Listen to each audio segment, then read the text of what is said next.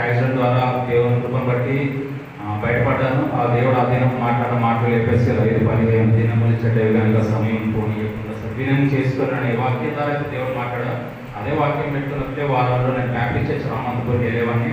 అక్కడ బ్యాప్టిజం తీసుకున్న January 2 మా ఆవిడ బర్త్డే రోజు. అదే రోజు ఆదివారం కూడా ఉంది.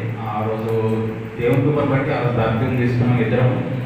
అదేవిధంగా దేవుడు ఆ బ్యాప్టిజం తీసుకున్న తర్వాత ఒక దైవజనుడు అంటే తిమోతికి పౌలు ఏ విధంగా ఆ విధంగా నన్ను ఏర్పరచుకోవాలనుకున్నామో ఒక గొప్ప దైవజనుడు దేవుని దగ్గర నన్ను స్థిరపరచడం ఆయన సేవ చేసుకున్న అదృష్టం నాకు దొరికింది. 2.5 సంవత్సరాలు ఆయనతో పాటు పరిచయం చేశాను.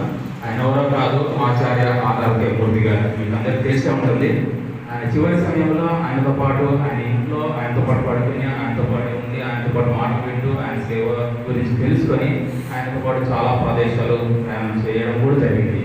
సో ఆ విధంగా దేవుడు ఆ విధంగా ఏర్పరచుకున్నాడు. కానీ 2015 సంవత్సరం ఆయన చనిపోయిన తర్వాత దేవునికి ఇంకా సన్నిహితంగా ఉండాలన్న ఆలోచన ఉన్నా కానీ ఇంటి పరిస్థితులు అంకుల్ చెప్పినట్టే ఏదైనా మీటింగ్ ఏర్పరచాలంటే ఇంట్లో ఫస్ట్ శోధన వస్తుంది. ఎలా చేస్తావు, ఏ విధంగా చేస్తావు, ఆ మాట నాకు పడుతుంది. అదేవిధంగా నువ్వు సేవలకు వెళ్ళిపోతే ఇంట్లో పరిచయాల పిల్లలు ఏం చదువుతారని ఇంట్లో చాలా ప్రెషర్ ఉంటుంది. మా వైఫ్ కూడా ఎంతో నుంచి కుటుంబం చూసింది కాబట్టి తనకు తెలియదు సేవ.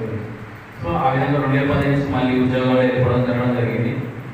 నాకు 2 పిల్లలు, ఒక కుమార్తె ఒక కుమారుడు. అయితే దేవుడు మా ఇంట్లో కుటుంబంలో చేసింది ఏంటంటే మా అమ్మ హైందవ కుటుంబం నుంచి వచ్చింది. మా తమ్ముడు యాక్సిడెంట్లో 2006లో హస్తినాపురం యాక్సిడెంట్లో చనిపోయినప్పుడు దేవుడికి మొదలుపెట్టుకుంది. దేవుడు ఆమె పట్టుకొని ఉన్నాడు. ఈ రోజు మా నాన్న క్రైస్తవ కుటుంబంలో పుట్టి మా నాన్నకంటే అమ్మ ఎక్కువ ప్రార్థన పరుడు.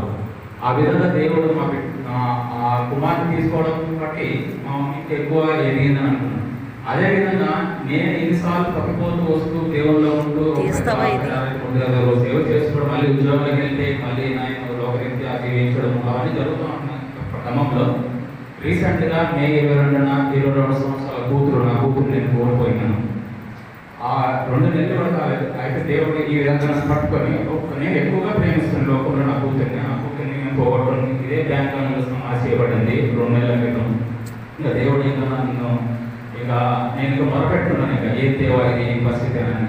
కానీ దేవుడు ఒక రకంగా మాట్లాడుతూ నేను వదలను విడువను ఎడబాయని చెప్పిన మాట ప్రకారము నేను ఎన్నో మార్లు ఉరేసుకోవాలి చనిపోవాలనుకుని నేను గోడలు పెట్టినప్పుడు మా లాస్ అయిపోయిన 30 లక్షలు.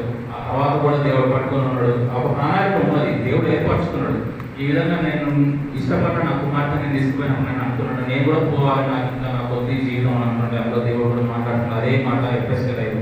దినము చెడ్డవి నీకు చెప్తున్నాను, మొదలుపెడుతున్నాను, వినట్లేదు, నువ్వు నా ఎందుకు